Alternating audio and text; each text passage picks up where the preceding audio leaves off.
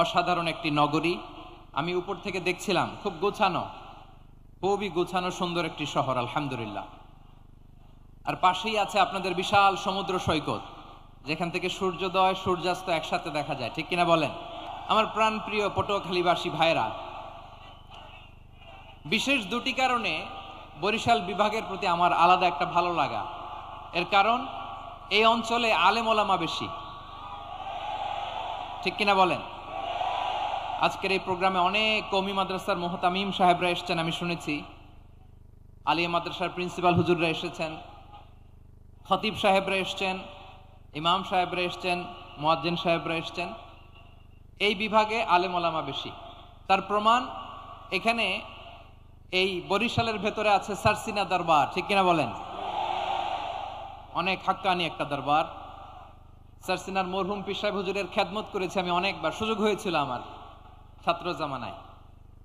তো ওনাদের মাদ্রাসা কেন্দ্রিক অনেক খেদমত, আলহামদুলিল্লাহ।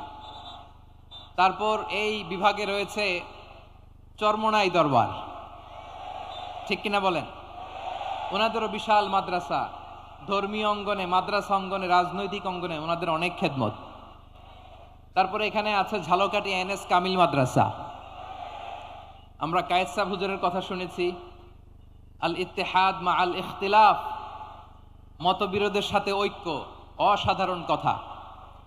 তো এই সমস্ত বড় বড় আল্লাহওয়ালাদের আগমন এই ভূখণ্ডে হওয়ার কারণে এখানে ধর্মীয় বিশৃঙ্খলা, মারামারি কম, আছে ঐক্য, ঠিক কিনা বলেন? বরিশাল বিভাগের প্রতি আমার বিশেষ ভালোবাসার এটা একটা কারণ।